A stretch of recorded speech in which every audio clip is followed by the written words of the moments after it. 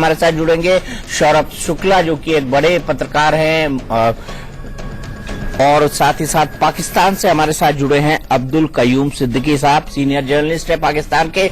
सिद्दीकी साहब, सबसे पहला सवाल आपसे, क्या शहबाज शरीफ के नाम की औपचारिक घोषणा क्यों नहीं हुई है, और क्या ये सच है कि 45 दिन के लिए उनको प्रधानमंत्री चुन लिया गया है? दीपक, आपने मुझसे बात की? जी बिल्कुल सर। सॉरी, मैं अपने डायरेक्टर न्यूज के साथ जरा थोड़ी सी अपडेट्स जो है वो आ रही थी, तो मैं चाहूंगा कि आप अगर दोबारा समाप्त कर दें। नहीं, मैं ये जानना चाहता हूं, क्या नवाज शरीफ ने अगले 45 दिनों के लिए शहबाज शरीफ को पीएम चुन लिया है? देखिए, अभी तो डिस्कशंस जो है वो हो रही हैं। अभी जितनी भी खबरें आ रही हैं वो सोर्सेज के हवाले से आ रही हैं, और जहां तक बात है कि आया चुन लिया है, तो अभी तक तो कोई फैसला हतमी तौर पर नहीं हुआ है। और दूसरी तरफ जो पीएमएलएन है वो अपनी ये भी स्ट्रेटेजी देख रही है कि पंजाब जो है वो उनका स्ट्रांग होल्ड है, और उनका तुरंत का पता होगा अगले इंतखाबात में भी, और अपनी कॉन्स्टिट्यूएंसी को होल्ड करने के हवाले से। तो वहां पर शहबाज शरीफ का होना जो है वो बहुत इंतहाई जरूरी है। और फिर दूसरी एक बात यह है कि वो एक मतलब फिर प्राइम मिनिस्टर ऑफ पाकिस्तान को के लिए उनका नाम मेरा ख्याल है इसलिए नहीं लेंगे क्योंकि एक और केस जो कि हुदैबिया पेपर मिल्स के हवाले से, उसमें शहबाज शरीफ भी एक्यूज है, और नैब जो है वो उसके खिलाफ भी एक अपील जो है वो दाखिल करने जा रहा है। तो मेरा नहीं ख्याल है कि ये टेक्निकली इस तरह से देखा जाएगा। कम से कम एक ऐसा उम्मीदवार लाया जाएगा जिसके ऊपर इस किस्म की कोई लिटिगेशन अब तक ना हुई भी हो। ठीक है, इस किस्म की लिटिगेशन ना हुई हो। आपने तफसील से बताया साहब कि पंजाब से क्यों प्रधानमंत्री नहीं रह सकता, लेकिन नवाज शरीफ के बाद बेहद कम ऑप्शंस है। अपनी पार्टी के किसी नेता पर क्या वो भरोसा करेंगे जब वो जानते हैं कि वो मुल्क के प्रधानमंत्री अब जिंदगी भर कभी नहीं बन सकते?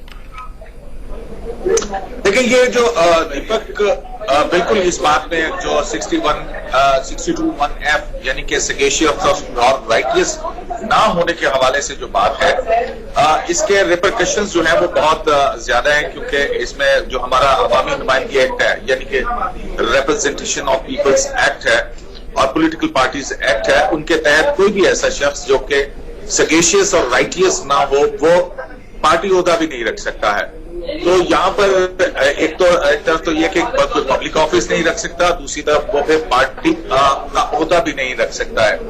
लेकिन ये मामला जो है अभी भी सुप्रीम कोर्ट ऑफ पाकिस्तान में एक और केस के अंदर किसी और हवाले से पड़ा हुआ है, जिसमें ये जो 62(1)(f) के तहत सादिक और नामीन होने के हवाले से ये बहुत हार्श है होगी बात, क्योंकि इसको भी एक मुद्दत में होनी चाहिए। गो के दूसरे जो करप्शन या करप्ट प्रैक्टिसेस या दूसरी चीजों पे है, वहां पर जो है वो ये अरसा 5 साल का है। तो ये मैटर एक मरतबा फिर सुप्रीम कोर्ट के पास आएगा सामने, लेकिन अभी तक फिलहाल सूरत हाल आज के दिन, आज के कानून के मुताबिक और आज के अदालती फैसलों के हवाले से सुप्रीम कोर्ट के यही है कि ये एक इनहेरेंट डिस्क्वालिफिकेशन बन जाती है। इनहेरेंट डिस्क्वालिफिकेशन है। आप कह रहे हैं कि शहबाज शरीफ पर भी केस है, लेकिन क्या शहबाज शरीफ योग्य है प्रधानमंत्री बनने के? अगर माफ कीजिएगा, नवाज शरीफ के पास ये चॉइस है कि वो शहबाज शरीफ को बनाए, तो क्या वो बन सकते हैं? देखिए, इसके लिए प्राइम मिनिस्टर के लिए शर्त जरूरी है आइन के तहत। ये पहले होता था कि प्राइम मिनिस्टर नामजद कर दिया जाता था, जैसे कि शौकत अजीज सिद्दीकी जो कि एक्स प्राइम मिनिस्टर मुशर्रफ के दौर के अंदर थे, कि उनको प्राइम मिनिस्टर नामजद कर दिया गया था और फिर वो वोट ऑफ कॉन्फ्रेंस ले लेता और फिर 45 या 60 दिन के अंदर इंतखाबात करवा करके वो बन सकता था। लेकिन आइन के अंदर बहुत सारी तरामीम हो चुकी हैं। अब जब तक वो शख्स मेंबर पार्लियामेंट नहीं होगा, यानी कि कौमी असेंबली का रुकन नहीं होगा, वो प्राइम मिनिस्टरशिप के लिए डिस्क्वालिफाइड है, प्राइम मिनिस्टर नहीं बन सकता। 2 शर्तें, एक रुकन कौमी असेंबली हो और मुसलमान मेंबर हो। तो वो जो है उसके लिए फिर जरूरी है कि वो प्राइम मिनिस्टर बन सकता है। यहाँ पे ऑप्शंस क्या आते हैं? यस, एक ऑप्शन ये भी आ सकता है कि विमेन सीट्स जो है प्राइम मिनिस्टर जो मखसूस नशिस्तें या रिजर्व सीट्स हैं विमेन की, उनमें से किसी को रिजाइन करवाया जाए और वहां पर एक वो खातून जो है जैसे कि आपके यहाँ भी याद होगा आपको, राबड़ी देवी उत्तर प्रदेश की जो है बिहार की सर, बिहार की जो है वो जब लालू प्रसाद यादव के ऊपर ऐसा बताया था तो राबड़ी देवी आ गई थी। तो यहाँ पे एक ऑप्शन ये भी बहुत ज़ेर गौर है कि बेगम कुलसूम नवाज, क्योंकि उनका कहीं किसी तरह से किसी लिटिगेशन के अंदर कोई नाम नहीं है, तो उनको एक मखसूस नशिस्त के ऊपर ला करके किया जाए। और फिर इस दौरान में जबकि जाहिर है प्राइम मिनिस्टर नवाज शरीफ की जो कॉन्स्टिट्यूएंसी है वो क्योंकि डिस्क्वालीफाई हुए, वहां पे इलेक्शन होगा with in 60 days by election, तो उस दौरान में फिर बाद में उनसे वहां से ले लिया जाए, वहां से वो इलेक्ट हो जाए। लेकिन इस सारी चीजों के अंदर बहुत सारे जो है वो कॉम्प्लिकेशंस जरूर हैं। तो अभी मेरा ख्याल है कि कोई जो भी होगा वो चौधरी शुजात रहे थे हमारे यहाँ 45 दिन के लिए, और फिर उसके बाद जो है शौकत सिद्दीकी भी आ गए थे। तो ये मामला जो है वो मेरा ख्याल है कि अभी कुछ टाइम वक्त लगेगा। लेकिन दूसरी तरफ जो है एक बड़ी और कॉन्स्टिट्यूशनल कॉम्प्लिकेशन जो है वो भी पड़ सकती है और जो फेस हो रही होगी, क्योंकि जो ना वजीर आजम है ना काबीना इस वक्त पाकिस्तान के अंदर मौजूद है, तो जो फेडरल एग्जीक्यूटिव अथॉरिटी है वो कहां लाइक कर रही है। अब इसमें कॉन्स्टिट्यूशन में एक साइलेंस है, उसका जो तरीकाकार है, एक तो ये है कि आइन का आर्टिकल 94 जो है पाकिस्तान का, वो ये कहता है कि सदर मुमलिकत प्राइम मिनिस्टर को अगर वो किसी वजह से उहदा छोड़ते हैं तो उनको दरखास्त कर सकते हैं कि वो अपने सक्सेसर तक की आमद तक जो है प्राइम मिनिस्टर के फराइज अंजाम देते रहें। लेकिन वो क्वालिफाई करता है कि वो रुकन कौमी असेंबली हो। यहां पे वो रुकन कौमी असेंबली भी नहीं रहे हैं, तो ये यहां पे लागू नहीं होता। फिर आप आते हैं आर्टिकल 91(3) की तरफ, और वहां पे सिर्फ एक ही बात है कि सदर मुमलिकत कौमी असेंबली का, नेशनल असेंबली का इजलास बुलाए, और नेशनल असेंबली का इजलास बुला करके नेशनल असेंबली अपना कायदे ऐवान जो है वो चुने। ठीक है सर, सौरभ हमारे साथ जुड़ गए हैं। आप बता रहे हैं कि कई सारी टेक्निकलिटीज हैं, शहबाज शरीफ के खिलाफ भी केस चल रहा है, वो नहीं बन सकते। आपको क्या लगता है कौन बनेगा सौरभ, और हिंदुस्तान पर इसका क्या असर पड़ेगा? भारत और पाकिस्तान के बीच वैसे ही तीखी नोकझोंक चल रही है, चीन के साथ उसका ऑलरेडी प्रॉब्लम है, सीमा पर लगातार फायरिंग हो रही है पाकिस्तान की तरफ से, इसका पूरा इफेक्ट क्या आएगा? नवाज शरीफ क्या करेंगे? खुद बनेंगे, खुद अपने किसी रिश्तेदार को बनाएंगे या अपनी पार्टी के नेता को? और भारत का इस पर क्या असर होगा?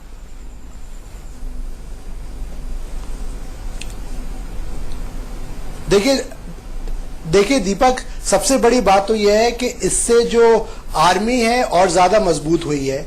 ये जो जजमेंट आया है, पहली बात मैं बताऊं कि उसमें आर्मी का काफी इन्फ्लुएंस रहा है, क्योंकि इससे जो एक पाकिस्तान में डेमोक्रेसी थी वो और कमजोर हो गई है।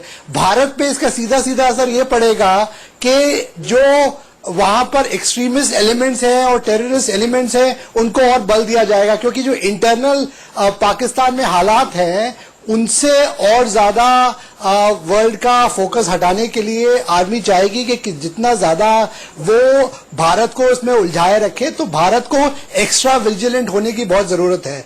तो हमारे को ये नहीं सोचना कि पाकिस्तान में क्योस हो गया है तो हमारे लिए कोई अच्छा, हमें ज्यादा विजिलेंस की जरूरत है, और हमें ये देखना पड़ेगा कि हम अपनी पाकिस्तान पॉलिसी कैसे रीजिक करें, क्योंकि आर्मी का रोल और ज्यादा बढ़ेगा। जो भी वहां आएगा, नवाज शरीफ के लिए सबसे ज्यादा मुश्किल ये है कि उनके पास एक करप्शन का पूरा सर्कल है।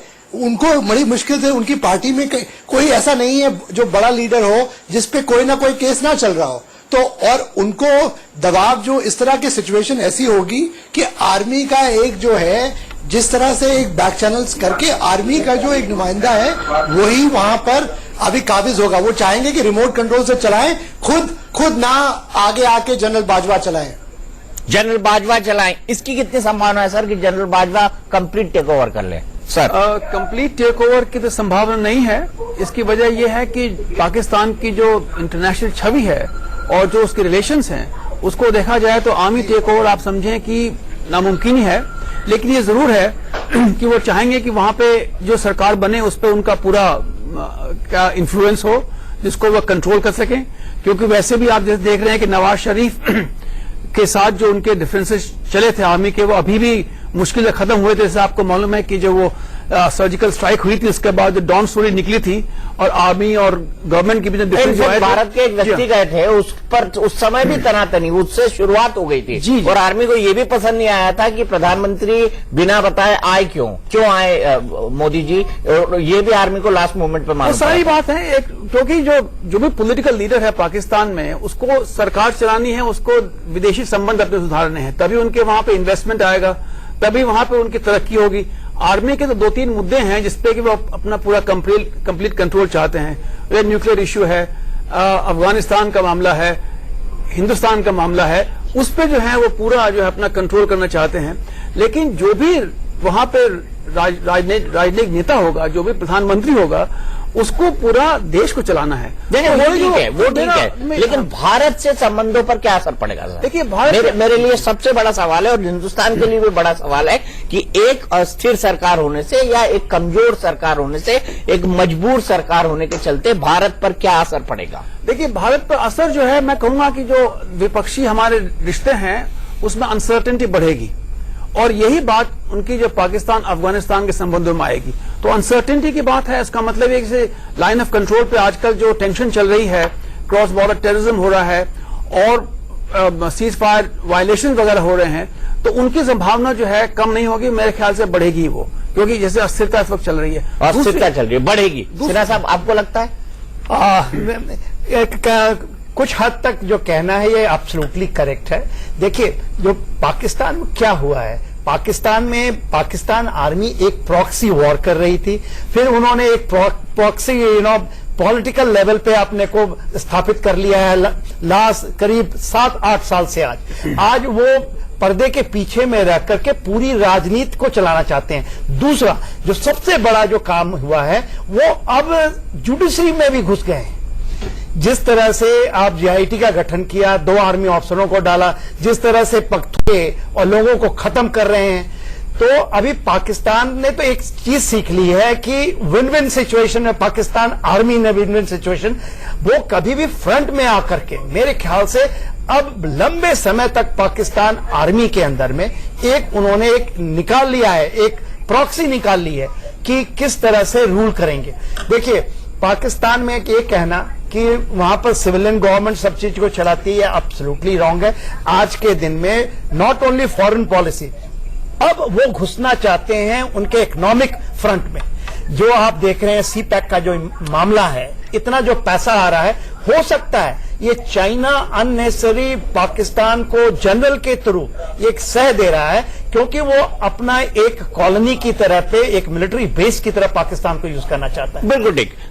सिद्दीकी साहब, अगर आज की सिचुएशन देखी जाए तो आपको क्या लगता है, नवाज शरीफ को मजबूत प्रधानमंत्री दे सकते हैं या उनको मजबूर प्रधानमंत्री देना पड़ेगा? क्योंकि आर्मी अभी भी चाहेगी, आर्मी से नवाज शरीफ के बाद में डिफरेंसेस हो गए थे, कई इशूज को लेकर हुए थे, इंडिया को लेकर हुए थे, तब अब आर्मी का रुख क्या रहेगा आपके हिसाब से?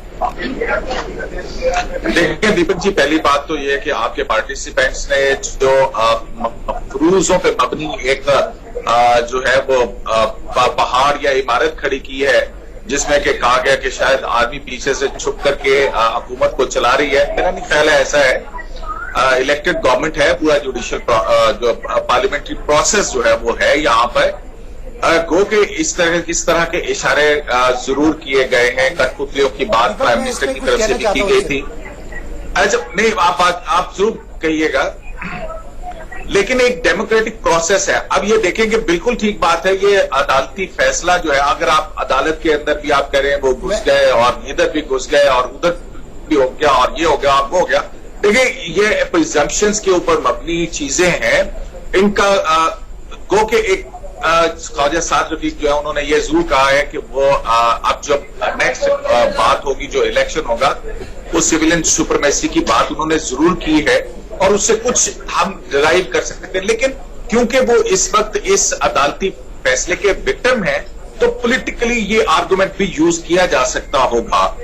बात बिल्कुल दुरुस्त है कि इंटेलिजेंस एजेंसीज के 2 एहलकार जो है वो जीआईटी के अंदर आए थे और ये अदालत का ही फैसला था। लेकिन उस फैसले को न सिर्फ ये कि नवाज शरीफ के वकला ने कबूल किया, बल्कि हुकूमत ने कबूल किया।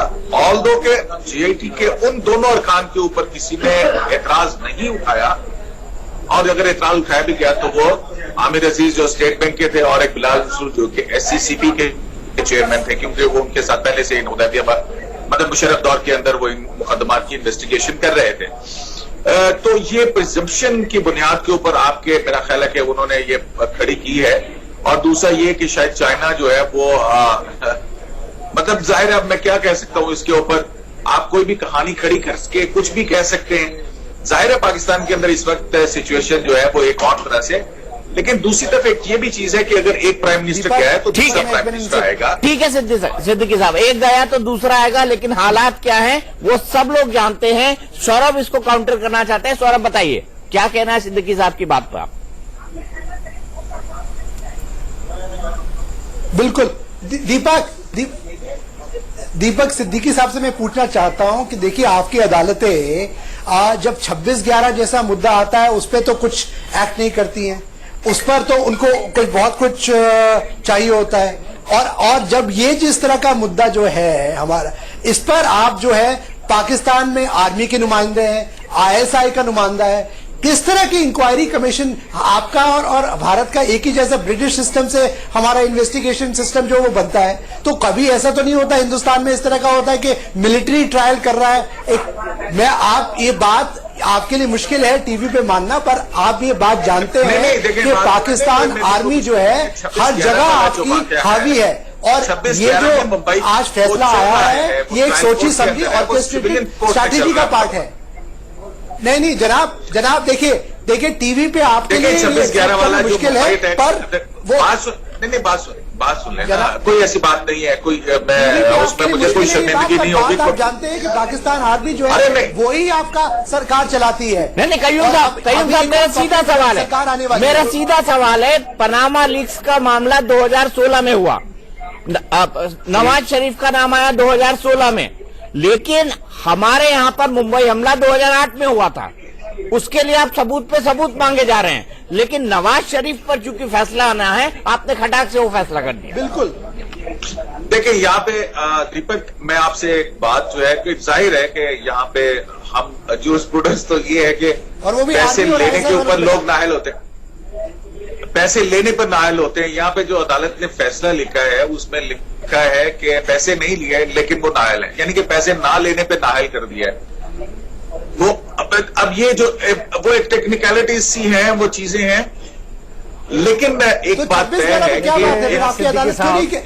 26 देखिए बात सुने, 26/11 के अंदर वो सुप्रीम कोर्ट ऑफ पाकिस्तान में नहीं है, वो नीचे ट्रायल कोर्ट के अंदर चल रहा है, जहां पे एविडेंस का मामला है, जहां पे वो एविडेंस आ नहीं रही है, प्रोसीड नहीं कर पा रहा है, लेकिन वो ट्रायल अंडर ट्रायल है। इसी तरह से परवेज मुशर्रफ का ट्रायल भी तो जो है वो आपने जाने नहीं दिया, वो तो आप जाना नहीं चाहते।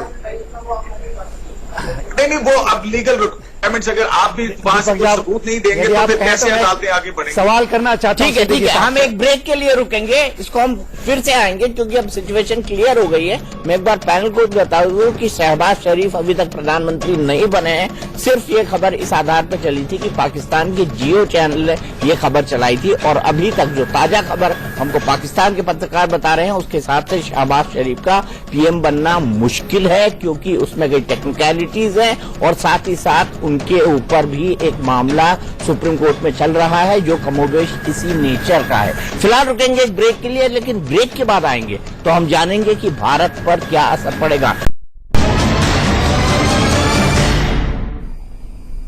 तो हम बात कर रहे हैं पाकिस्तान की। क्या पाकिस्तान में आर्मी की प्रॉक्सी सरकार रहेगी? क्योंकि जिस तरह से जुडिशरी ने नवाज शरीफ को हटाया है, उनके प्रधानमंत्री बनने को अयोग्य ठहरा दिया है, वो अपने आप में ही एक एग्जाम्पल है कि वहां पर जुडिशरी किस तरह से काम कर रही है।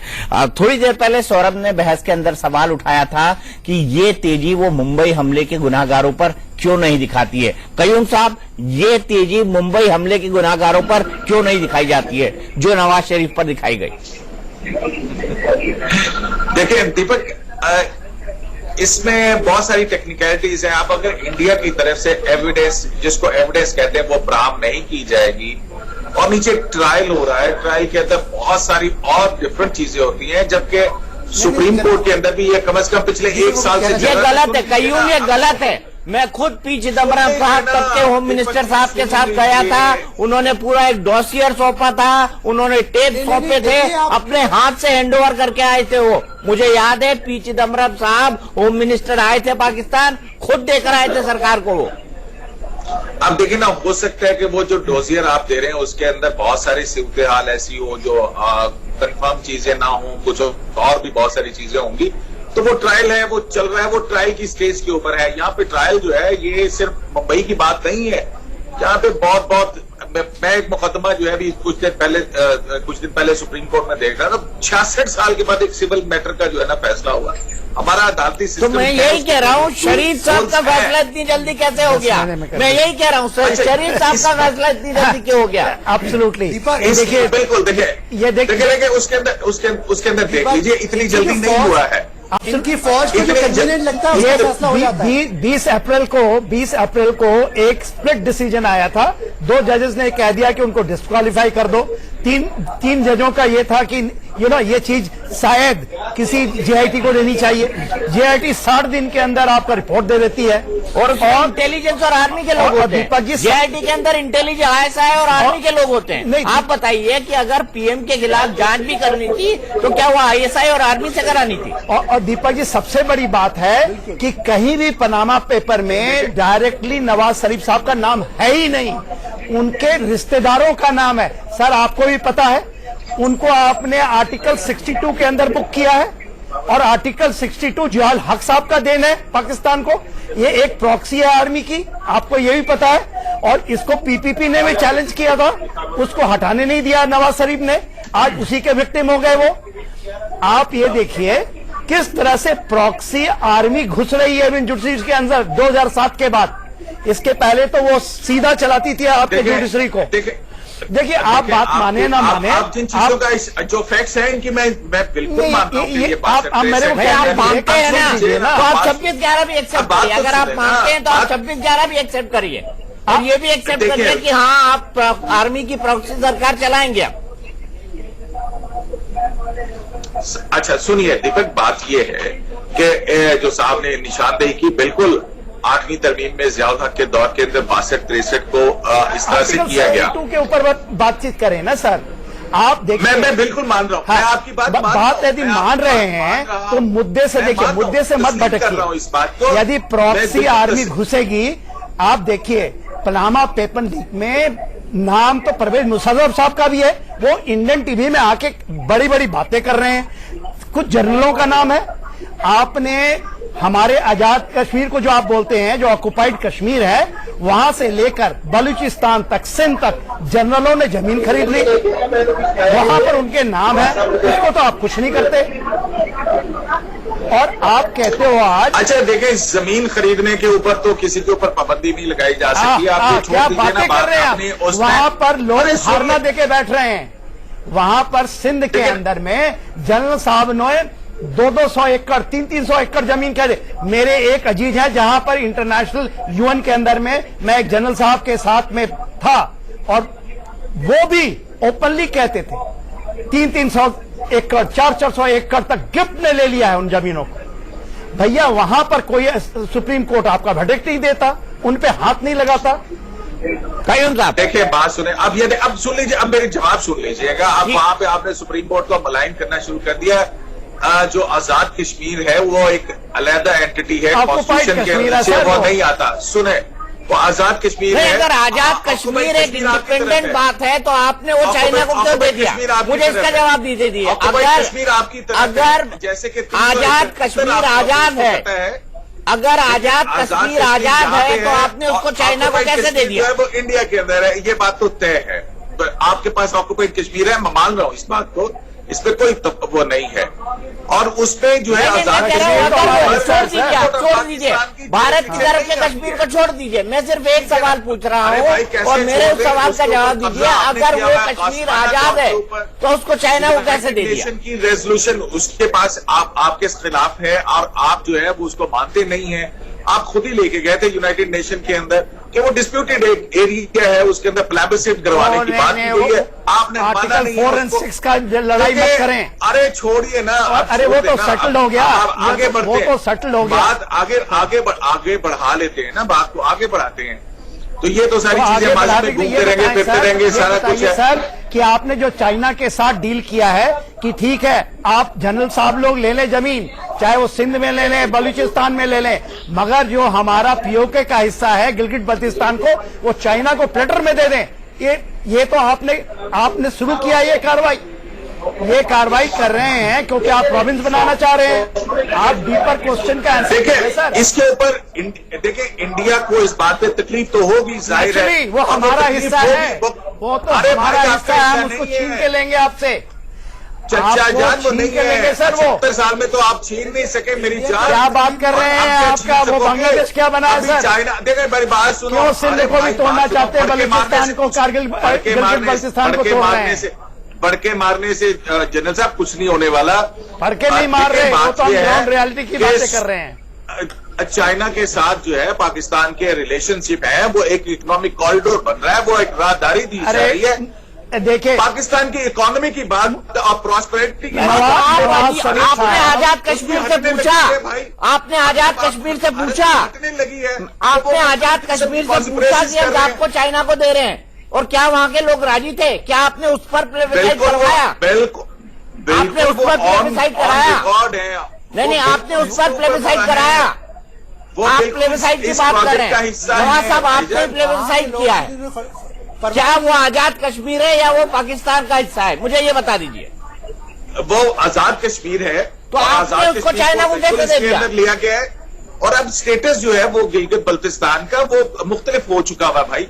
तो कैसे हो गया? पूरी तरह से ऑन बोर्ड है वहाँ पे इलेक्टेड गवर्नमेंट्स हैं, वो पूरी तरह से अरे वहाँ के लोग तो हमारे यहाँ ट्रीटमेंट कराने आ रहे हैं बिना वीजा के। गिलगित बल्तिस्तान वहाँ के लोग तो हमारे साथ ज्वाइन करना चाहते हैं। बिल्कुल इतराज है तो वो इंडिया को है, और इंडिया को इतराज इसलिए कि पाकिस्तान इकोनॉमिकली स्ट्रांग होगा, और फिर आपको पता है कि फिर इकोनॉमिकली चाइना स्ट्रांग के होगा। सवाल का जवाब नहीं दे रहे। सौरभ, वो आप नहीं चाहते हैं। सिद्दीकी साहब, एक सौरभ से मैं मीर साहब के पास जाऊंगा किसी दूसरे मैं सवाल आपको बताऊं कि एक प्रॉस्परस और इकोनॉमिकली स्ट्रांग दीपक, पाकिस्तान इनके पास कोई जवाब नहीं है। आप अपने और पेपरों बाद में में पढ़ आपको लें। जवाब नहीं है। आप चाइना वहाँ के गुलाम हाल होने वाले हैं, गुलाम। ये लोग चाइना खाली किसी को कुछ नहीं देता ऐसे। इसकी कठपुतली है। मैं आपको प्रिडिक्ट कर रहा ये हूं, खाली और आप आदमी की कठपुतली देखिएगा, है, और कुछ खबरों वही का मुझे वो भी जो पता है सिल्क कि रूट की इंडिया चाइना बात जो कर रहा है ना, बना रहे हैं कि आपके किसी मिलिट्री तरह से बेसिस बनाएगा CPEC का वो। हिस्सा बना दो, CPEC के फ्रूट्स हमें दे दो, आपको उस वक्त तक नहीं मिलेंगे जब तक आप लोग बिहेव करना नहीं सीखेंगे। ओनली 2 बनाना रिपब्लिक है वर्ल्ड के अंदर में। एक तो हॉर्न ऑफ अफ्रीका में ले रहा है वो, जहां मिलिट्रीज में, और जो आपके गोदाम अरे को यार, लेगा। बनाना रिपब्लिक तो आपका है आपकी भाई, बनाना किस तरह से रिपब्लिक लोगों को वहां से अपना निकाल के एक ये बनाएगा आटा। व्हाट्सएप के ऊपर जो खून खराबे की चल रही है, जिस तरह से वहां पे वो उसको एक रेसलर को, मुसलमान रेसलर को निकाल के आतंकवादियों ने जिस ब्रूटल तरीके से मारा, वो है भारत का फेस यार। अब कहां पर आगे आप अभी डिबेट को शर्मिंदगी कहां ले होती जा है रहे हैं? उससे आपको। अरे कहां पे ले जा रहे हैं आप? कौन सी बात कहां पे लेके चले जाते हैं? नहीं, आपको नहीं हम पता तो आपको कितना एक बात रिपब्लिक बता रहा है हूं। आपका? की बात करिए। एग्जैक्टली इंडिया भारत की का ऑनरेसिटी भी चल रही है। क्या है सिंध में, बलूचिस्तान में, बल्तिस्तान में। आप लोग यहाँ से ज्यादा आर्मी रेटल इसलिए है कि नवाज शरीफ ने एक गलती कर दिया 2013 में, अपने मैनिफेस्टो में लिख दिया कि आर्मी हम इंडिया के साथ में ये पीस लाना चाहते हैं। यही गलती है उसकी। और दूसरा, आपके जितने भी अलगाववादी हैं, जितने भी रेडिकल्स, उसके ऊपर उसने अंकुश डाल के साथ उसकी पीस 2 होना गलतियां भी हैं। चाहिए। उसकी टोटल 2 गलतियां हैं। लेकिन नवाज शरीफ की। हमारी हर कोशिश का आप जवाब जो है एक इंतहाई गलत तरीके से और बिल्कुल मुख्तलिफ तरीके से, मैं कहूंगा बेहुदा तरीके से देते हैं। जब पाकिस्तान हाथ बढ़ाता है, आप अपनी बगल से छुरी निकाल के ले आते हैं। मतलब अब वो क्या कहते हैं, बगल में छुरी और मुंह पे राम राम वाली बात है आपकी। चलो, आपने राम का नाम तो लिया, आपने राम का नाम तो लिया, आपने राम का नाम तो लिया। मीर साहब, आपको जोड़ूंगा। आपको क्या लगता है, नवाज शरीफ को क्या आर्मी ने मोहरा नहीं बना दिया और सुप्रीम कोर्ट के थ्रू हारवा नहीं दिया? क्योंकि कैसे हो सकता है कि एक इलेक्टेड प्राइम मिनिस्टर की जांच आर्मी करे और ISI करे? देखिए, नवाज शरीफ साहब और आर्मी के रिलेशंस काफी, आप कह लो कि हिस्ट्री है, स्ट्रेन रहे हैं। और इनफैक्ट एक इंटरव्यू में मैंने भी दीपक उनसे कहा था कि आप, और मैंने लफ्ज इस्तेमाल किया था कि मेरे साथ आप फौज के साथ पंगे बड़े लेते हैं। तो इन्होंने कहा क्या पंगे लेता हूं? मैंने कहा जी आप आर्मी चीफ को हटा देते हैं, आप उनको आउट ऑफ टर्न प्रमोट कर देते हैं। तो उनका जवाब था ये मेरा प्रोगेटिव है। मैंने कहा जी बिल्कुल आपका प्रोगेटिव है, लेकिन इससे आर्म फोर्सेज जो है इसमें काफी खलल पड़ जाती है और काफी आप कह लो कि एक रिजेंटमेंट सी आ जाती है। अब ये चीजें काफी चलती रही हैं। मुझे पता है कि इलेक्शन से पहले मियां नवाज शरीफ ने काफी अच्छे थिंक टैंक्स को इस्तेमाल किया था कि भाई आर्मी और सिविल का जो रिलेशन है इसको आप मेंड करो। लेकिन बीच में आपने देखा था कि कई एक जो आए लोग मिनिस्टर्स आए जो कि हॉक्स थे और उन्होंने आर्मी को टेक ऑन करने की कोशिश की और कन्फ्रंटेशंस भी हुई हैं। पिछली हुकूमत में भी हमने देखा है अंडर द पीपल्स पार्टी कि आप ISI के हेड को पार्लियामेंट में बुला रहे हो और उनसे इंटेरोगेट कर रहे हो, which I thought was totally wrong. क्योंकि whether it is raw, ISI, FBI, KG और anybody, आप इनको पार्लियामेंट में नहीं लेके जाते हो। आप ये सीक्रेट सर्विस है, हर मुल्क की एक सीक्रेट सर्विस होती है, आप उसको उस तरह इस्तेमाल करते हो जो उसका काम है। तो ये जो कन्फ्रंटेशन हो जाती है आप देखोगे कि इसके अंदर काफी तरारें पड़ जाती है। अगर आप 71 में भी चले जाओ, इंदिरा गांधी ने जनरल मानेक शाह को कुछ कहने की कोशिश की, पर general Manek Shaw stood his ground and that is what we call non interference. तो यहाँ हम देखते हैं कि काफी इंटरफेरेंस होती है। अब मेरा एक नारा है दीपक पाकिस्तान में कि जब जमहूरियत आती है यहाँ कहते हैं फौज को लेके आओ, फिर फौज आती है फिर कहते हैं जमहूरियत को लेके आओ। तो जमहूरियत आती है फिर आज आपने उसका हाल देख ही लिया। तो क्वेश्चन है ये बहुत पुराना केस था नवाज शरीफ का। सिद्दीकी साहब ये है ऑनेस्ट एक्सेप्टेंस। सिद्दीकी साहब ये है ऑनेस्ट स्टेटमेंट, ये है ऑनेस्ट स्टेटमेंट। आर्मी के लिए ये पीजे मीर साहब है, निष्पक्ष पत्रकार हैं। बिल्कुल नहीं पीजे मीर साहब से मैं बिल्कुल जो है वो हमारे अंदर के बात है, वो उनके ऊपर जो फैक्ट्स की वो बात कर रहे हैं वो कर रहे हैं। लेकिन मुझे एक बात बताइए, अंदर की बात है यही, हम बाहर बोल रहे हैं। अरे क्या कर रहे हैं? हम भी तो यही कह रहे हैं। अरे भाई देखे, मैंने क्या कहा, देखे इस मुल्क के अंदर सिविलियन सुपरमेसी का मसला एक है, बिल्कुल है, इससे कोई एतराज नहीं कर रहा और इससे कोई एतराज नहीं कर रहा है। लेकिन बात यह है कि पार्लियामेंट के पास भी तो इख्तियार है ना। ये पॉलिटिशियंस जो है, क्या देखें, अगर कल एक कॉन्स्टिट्यूशनल अमेंडमेंट आ जाती है कि दोनों इदारों के चीफ जो है वो पार्लियामेंट की स्क्रूटनी के बाद अपॉइंट होंगे और उनकी इम्पीचमेंट, उनको हटाने या निकालने का इख्तियार पार्लियामेंट के पास होगा। पीजे मीर साहब से पूछें ये इस बात पे एग्री करेंगे कि नहीं करेंगे? पीजे मीर साहब कहते हैं ना कि सिविलियन रूल होना चाहिए और ये नहीं होना चाहिए, वो नहीं होना चाहिए। सब चाहते हैं डेमोक्रेसी जो है इस मुल्क के अंदर फ्लरिश करे। लेकिन पीजे मीर साहब से मेरा ये सवाल है कि ये जरा बताएं मुझे कि क्या इस बात की इजाजत देंगे आप, क्या इनको करना चाहिए या नहीं करना चाहिए? जी बिल्कुल, I totally agree with you. Civilian rule होना चाहिए, आर्मी का कोई इसका रोल नहीं बनता कि जाके आप जाके हुकूमत करें। ये जब हम डेमोक्रेसी की बात करते हैं तो हमारे पास एक बड़ी, ये हमारे पास जो मेंबर है यार कौन सा मिलिट्री टेक ओवर हुआ मुझे बता दें इंडिया के अंदर। ये डेमोक्रेसी है, this is what we want, democracy. And I totally agree with you, हम सब वी ऑल वांट। लेकिन जो आपने भी बात की, ये फेलिंग्स है कहीं हमारी सिविलियन गवर्नमेंट की, कि जिसकी वजह से आर्मी फोर्स होती है। चलिए मीर साहब नहीं देखिए, पीजे साहब, आपके ऑनेस्ट ओपिनियन का बहुत बहुत शुक्रिया। अयूब साहब, आप टेलीविजन की लिमिटेशन समझते हैं? अब्दुल कयूम साहब, आप समझते हैं टेलीविजन की लिमिटेशंस? मेरे पास वक्त इतना ही है, फिलहाल एक ब्रेक लेते हैं, लेकिन ब्रेक के बाद फिर से आऊंगा मैं टुनाइट विद दीपक चौरसिया लेके।